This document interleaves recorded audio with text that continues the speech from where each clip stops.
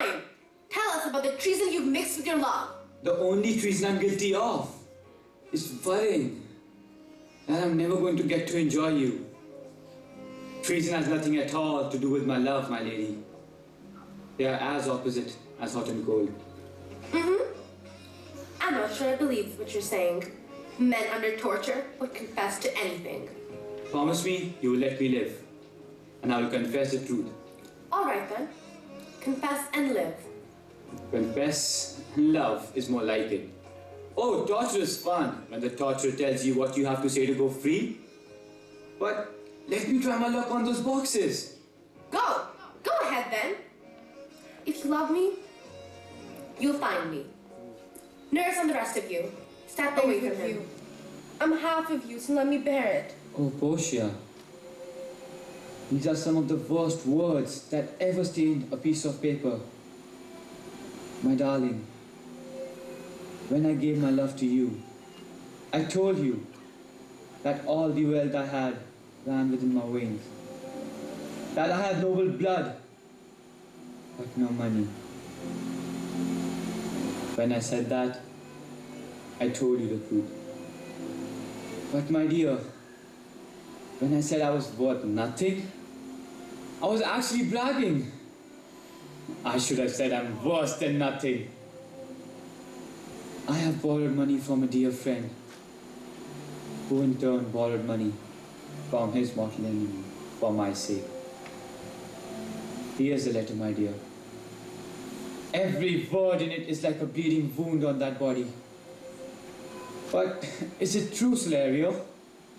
Have all his business ventures failed? Not even one success? He had shipped to Tripolis, Mexico, England, Lisbon, North Africa, and India. And not even one of those ships avoided the rocks? Is this your good friend who's in so much trouble? Yes, he's my best friend. The kindest man and the most courteous to others. He's more honorable than anyone else in Italy. How much does he owe the Jew? 3,000 ducats. What? That's all? Pay him 6,000 and cancel the debt. I paid 12,000 before having a friend like that suffer in the slightest because of you. But first, come to the church and get married. Then you can leave for Venice. You have to go. Because you'll never sleep next to me peacefully without settling this. I'll pay you enough gold to pay back your debt 20 times over. Once it's paid, come back. And bring your friend back too. Until you get back, Nerissa and I will live like virgins and widows. Come on, let's go. Because you're leaving the same day we're getting married. So put on a happy face and welcome your friends.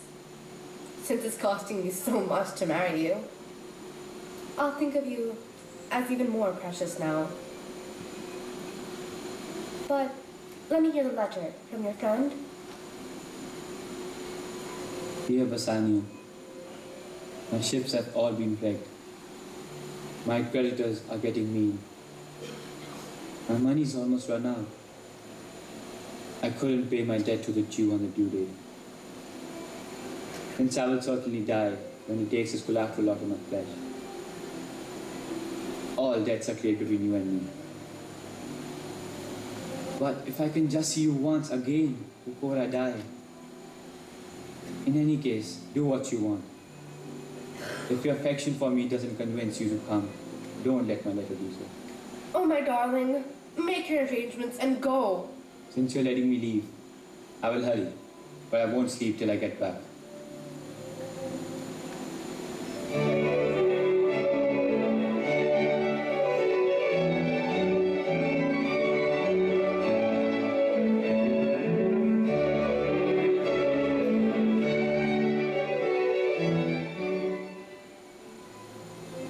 I've never regretted doing good.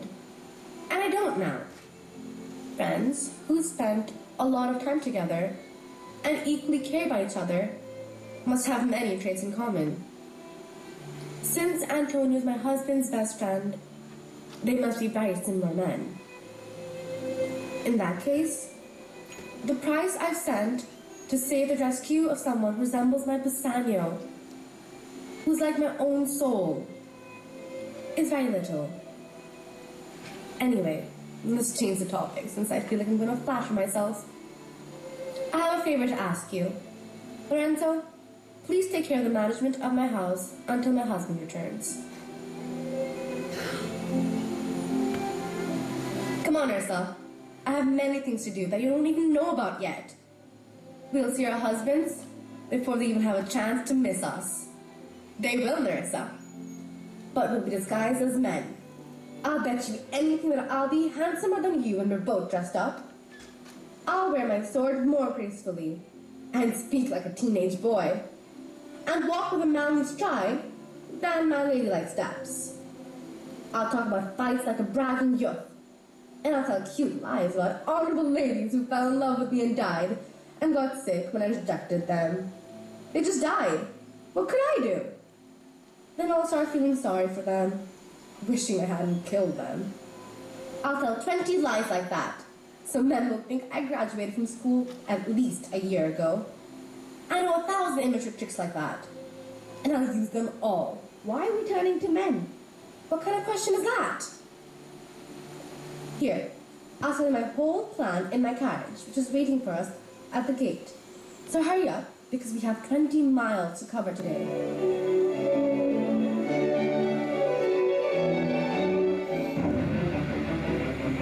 Why would he take his flesh if he can't pay? What's that good for? We bait fish withal. We'll feed nothing else. We'll feed my revenge. He had disgraced me and hindered me 500,000. Laughed at my losses, mocked my gains, scorned my nation, thwarted my bargains, fooled my friends, heated mine enemies. And what's his reason? I'm a Jew.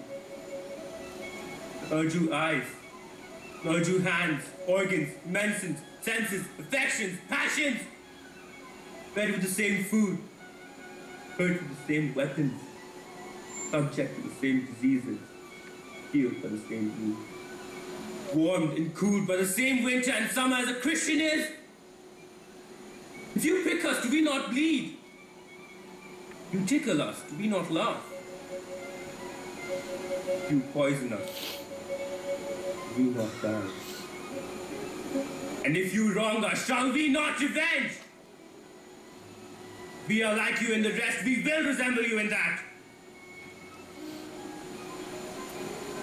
The Jew wrong a Christian, what is his humility? Revenge. But if a Christian wrong a Jew, what should his sufferance be? By Christian example! Why? Revenge. Villainy you teach me, I will execute. It shall go hard, but I will better the instruction.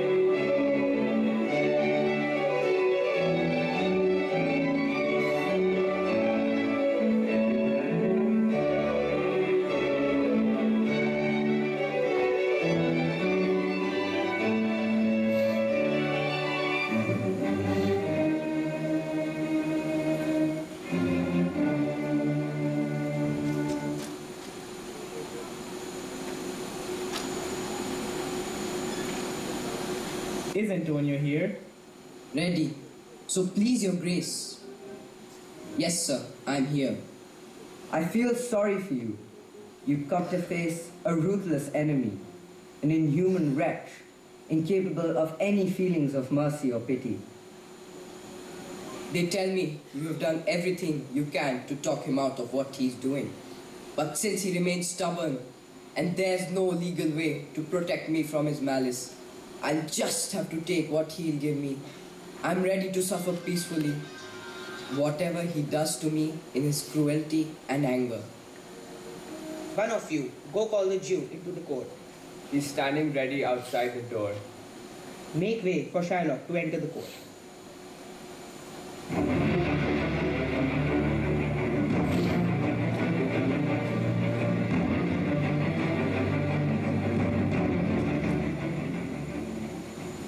Everyone thinks, and I agree, that you're just pretending to be cruel.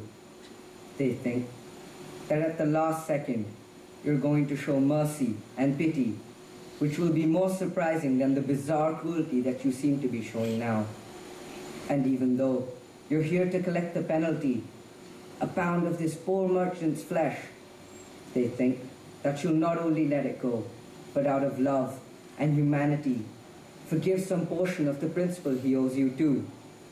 In doing so, you'll be taking pity on him for his many recent losses, which have been large enough to send even the greatest merchant out of business, and make even the most hard-hearted Turk or Tatar feel sorry for him. What do you say? We all expect a nice answer from you, Jew. I've already told you what I intend to do. And I've sworn by the Holy Sabbath to seek the penalty that is due according to our contract. If you refuse to allow me to do so, your city's charter and its freedom are in danger. You're going to ask me why I'd rather have a pound of decaying flesh than 3,000 ducats. I won't answer that. Let's just say it's because I feel like it. You've racked enough an answer. But if I had a rat in my house and I felt like paying 10,000 ducats to have it exterminated, do you have your answer? That's no answer, you heartless man. It doesn't excuse your cruel I behavior. don't have to give you answers that you like. Does everyone kill what they don't Everyone love? hates something and not want to kill it. Disliking something isn't the same thing as What? hating it. Would you let a snake bite you twice? Please don't bother arguing with the Jew. You might as well go stand on the beach and ask the ocean to get smaller. You might as well go ask the wolf why he killed the lamb and made its mother cry. Instead of your 3,000 ducats, it are 6,000. If you offered me 6 times that, I won't accept it. I would choose to take my penalty. How can you ever hope for mercy for yourself when you don't show any now? Why should I be afraid of your judgment when I haven't done anything wrong? The pound of flesh that I want from him was very expensive. It's mine, and I'm going to get it. If you refuse me, laws of Venice have no validity. I await justice.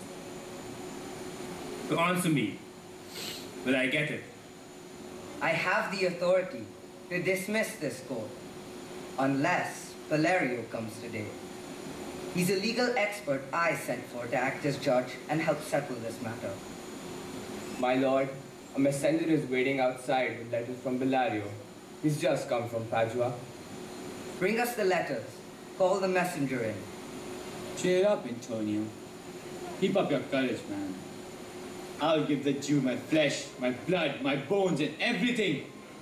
Before you even lose one drop of blood for me, I'm like the one sick sheep in the flock, the one who deserves to die.